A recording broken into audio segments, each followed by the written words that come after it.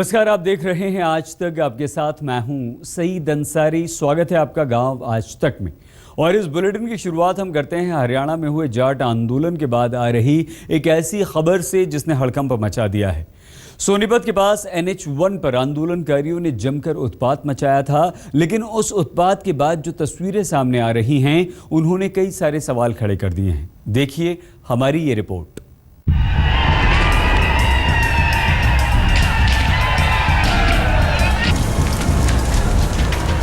तस्वीरें चंद दिन पुरानी हैं। जाट आरक्षण की आग में जल रहे हरियाणा में हर तरफ ऐसा ही मंजर था। पूरे हरियाणा में मानो आंदोलनकारियों ने कब्जा कर रखा था। सड़कों पर गाड़ियां जल रही थीं, रेल की पटरियां उखाड़ दी गई थीं, मूलभूत सुविधाओं को पूरी तरह से तहस नहस कर दिया गया था। हरियाणा में आरक्षण के नाम पर हुए तांडव की ये तस्वीरें मीडिया के जरिए दुनिया के सामने आईं। लेकिन इस उपद्रव के बीच सोनीपत के मूर्थल इलाके में कुछ ऐसा भी हुआ जिसने आंदोलन के नाम पर हुई खुलेआम गुंडागर्दी को दुनिया के सामने ला दिया है। सोनीपत के NH1 पर जली कारें और जगह जगह बिखरे महिलाओं के कपड़े इस बात की तस्दीक कर रहे हैं कि आंदोलन के दौरान यहाँ पर बहुत कुछ ऐसा भी हुआ जिसने इंसानियत को शर्मसार कर दिया है।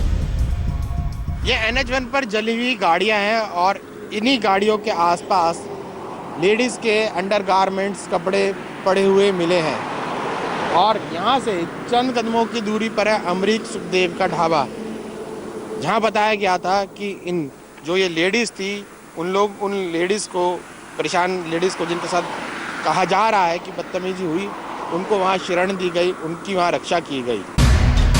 आरोप है कि सोनीपत के मूर्थल में NH1 पर आंदोलन की आड़ में करीब 10 महिलाओं की इज्जत से भी उपद्रवियों ने खिलवाड़ किया। क्या दंगाइयों ने आगजनी, लूटपाट के साथ साथ महिलाओं से छेड़छाड़ भी की है? इसी सवाल ने हरियाणा हाईकोर्ट से लेकर महिला आयोग के कान खड़े कर दिए हैं। ये 3 महिला पुलिस अधिकारी अपने अपने मोबाइल नंबर पे 3 बजे से आज से उपलब्ध रहेंगी कि किसी के पास कोई सूचना, कोई ऑडियो क्लिप, कोई वीडियो क्लिप, कोई भी एविडेंस अगर किसी भी इस प्रकार के अपराधों के बारे में अवेलेबल है तो इस कमेटी के किसी भी मेंबर को आप फोन कर सकते हैं। मूर्थल में जो कुछ हुआ उसकी हकीकत बताने की हिम्मत अभी कोई जुटा नहीं पा रहा है। ना तो पुलिस के पास किसी पीड़ित की शिकायत आई है और ना ही कोई चश्मदीद कुछ बताने के लिए तैयार है। लोग गाड़ी मालिकों के साथ लूटपाट और आगजनी की बात तो मानते हैं, लेकिन महिलाओं के साथ क्या हुआ? आखिर कैसे उनके कपड़े इस तरह सड़कों पर आ गए? इस पर कोई कुछ भी बोलने से बच रहा है।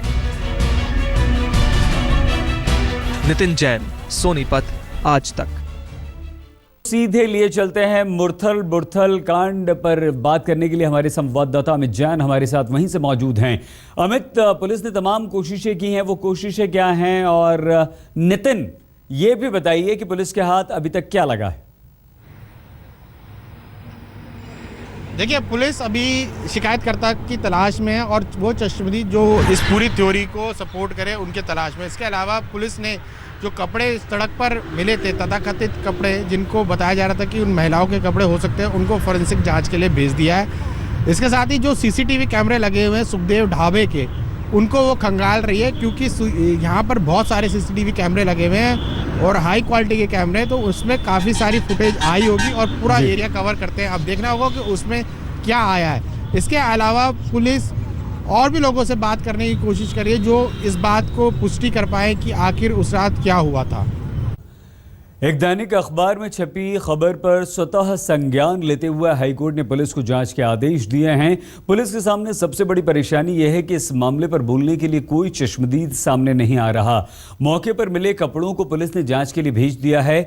आज तक की तफ्तीश में कई चश्मदीदों ने घटने वाला दिन की हकीकत बताई है। देखिए हमारी ये रिपोर्ट।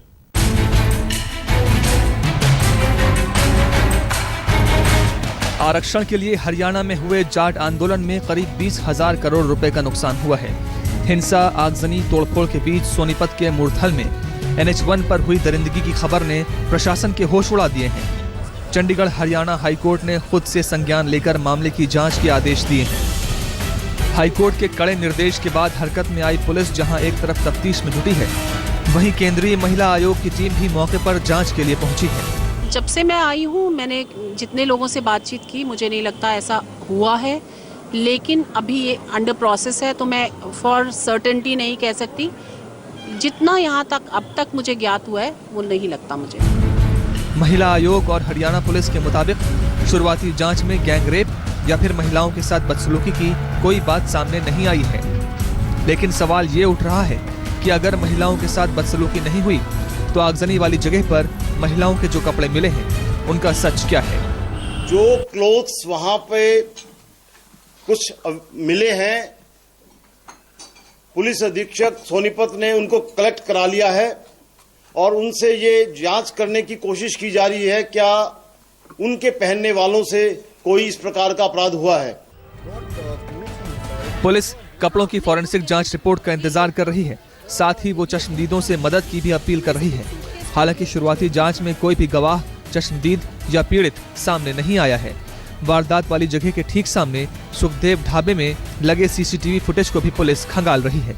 बिल्कुल फुटेज हमने ले ली है, चेक कर रहे हैं। अब तक जो चेक हुआ है वो लोग उसमें भागते हुए नजर आ रहे हैं, शेल्टर लेते हुए नजर आ रहे हैं, लेकिन कोई दुष्कर्म वाली बात उसमें सामने कोई नज़र नहीं आ रही कि किसी महिला के कपड़े फटे हों या कोई ये बता रही हो कि मेरे साथ ये हो गया है, वो सामने नहीं आया है। लोग भागते हुए शेल्टर लेते हुए जरूर नजर आ रहे हैं। पुलिस के सामने सबसे बड़ी परेशानी ये है कि अभी तक उसे किसी पीड़ित ने शिकायत नहीं की है। वारदात के वक्त जली गाड़ियों के मालिकों से पूछताछ में भी पुलिस को कुछ खास हाथ नहीं लगा है। हालांकि मुरथल इलाके में पड़ने वाले गांव हसनपुर के सरपंच का दावा है कि यहाँ पर महिलाओं के साथ किसी तरह की बदसलूकी नहीं हुई है। ऐसा कोई मैटर नहीं हुआ जी, बिल्कुल। क्या हुआ? कुछ भी नहीं हुआ जी यहाँ, ये तो बिल्कुल झूठ से चला रहा है। क्या नहीं हुआ? जो ये चला रखा है लेडीज यहाँ कुछ नहीं ऐसा। अच्छा, फिर क्या हुआ था आपके गांव के बाद? कुछ तो हुआ था, गाड़ियों में आग तो लगाई थी। वो हमारे गांव का बिल्कुल कोई बंदा नहीं, बाहर गए पीछे आए और बंदे हमें मोटरसाइकिल सवार थे, शीशे लठ मारे फोड़ देते।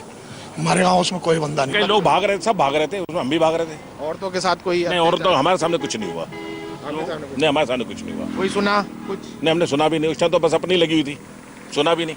नहीं, ऐसा हमने कुछ नहीं देखा जी। हमारे साथ भी एक लड़की थी, नहीं ऐसा कुछ हमने नहीं देखा है जी। ना लड़की के साथ कुछ होता देखा है, ना कुछ हुआ है जी। बाकी हमारे साथ बहुत औरतें थी और भी है जी, बहुत परिवार थे, एक नहीं था। कुछ बताया किसी महिला ने या? नहीं, ऐसा किसी ने हमें नहीं बताया जी कि ऐसा कुछ हुआ ना। अंधेरे में तीर चला रही पुलिस को अब इंतजार है कपड़ों की फॉरेंसिक जांच रिपोर्ट का। पुलिस के मुताबिक फॉरेंसिक जांच रिपोर्ट के बाद ही साफ हो जाएगा कि महिलाओं के साथ कोई अनहोनी हुई है या फिर कहानी कुछ और है। राजेश खत्री के साथ नितिन जैन, मुरथल, आज तक। पुलिस को उम्मीद है कि उसे सुखदेव ढाबे में लगे सीसीटीवी कैमरे की फुटेज से अहम सुराग मिल सकते हैं। सुखदेव ढाबे के मालिक से बात की है हमारे संवाददाता नितिन जैन ने। 21 की रात और 22 की सुबह नेशनल हाईवे नंबर 1 पर मुरथल के सामने ढाबे के पास क्या हुआ, इस पूरी वारदात के चश्मदीद जो कहा जा रहा है अब तक अमरीक सिंह सुखदेव जी हैं, जिनका ढाबा है। सर, अखबार ने खबर छापी है, आपके हवाले से छापी है कि आपने कुछ लेडीज़ को शरण दी जिनके साथ बदतमीजी हुई, क्या कहना है आपका? देखो जी, एक ही लेडीज़ आई थी, वो भी अपने हस्बैंड के साथ थी, और जिस टाइम ये तोड़ फोड़ हो रही थी उसी टाइम वो लेडीज़ आई थी। 4 से 5 मिनट का टाइम रहा होगा। इधर तो वो आगे जल रही थी, इधर से वो लेडीज़ आ गई अंदर, और उसके बाद में 10-15 लोग और आए 1 बाई 1 करके, और हमें रिक्वेस्ट कर रहे थे कि हमें अंदर ले लो। बहुत घबराए हुए थे वो लोग, लेकिन उस लेडीज़ को देख के हमें कहीं नहीं लगा कि कहीं से उसके कपड़े फटे हुए हैं, कहीं से उसको चोट लगी हुई है। बिल्कुल ठीक हालत में थी वो लेडीज़। तो ये थे हमारे साथ अमरीक सिंह सुखदेव ढाबे के मालिक, जिनका साफ तौर पे कहना है कि इस तरीके की कोई वारदात नहीं हुई है। बहरहाल फिर भी पुलिस इस मामले की जांच कर रही है और पुलिस ने अपील की है लोगों से कि कोई भी इस तरीके की सूचना हो तो उनको बताएं, उनके साथ शेयर करें। पुलिस को शिकायत करता चाहिए इस मामले में, और चश्मदीद जो इस बात की को पुख्ता करे कि हाँ वाकई में नेशनल हाईवे 1 पर लड़कियों के साथ, महिलाओं के साथ बदतमीजी हुई है। कैमरामैन रविकांत तोतवार और राजेश खत्री के साथ नितिन जैन, सोनीपत, आज तक। मुरथल के NH1 पर जिस जगह ये वारदात हुई उस जगह की तफ्तीश की है हमारी संवाददाता नितिन जैन ने। जाट आंदोलन के दौरान नेशनल हाईवे पे जमकर तांडव मचा।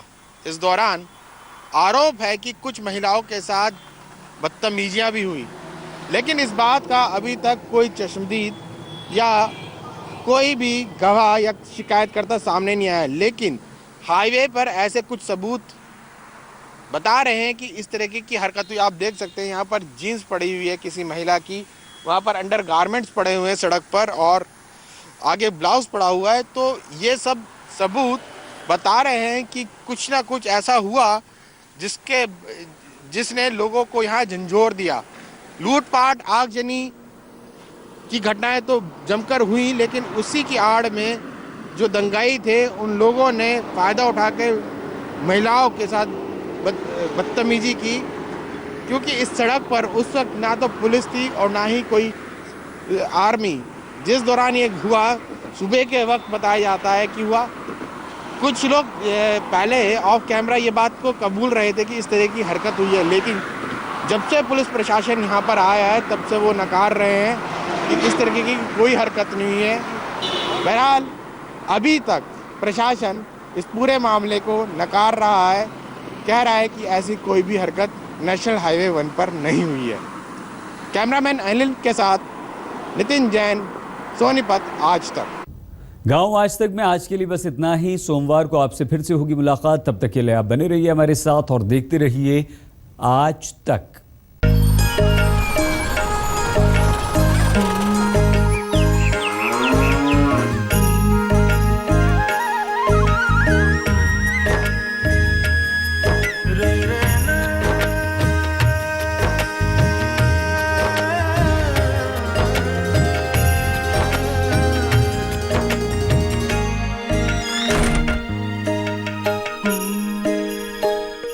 हिंदुस्तान में सिनेमा एक ऐसा है जो लोगों की रगों में दौड़ता है।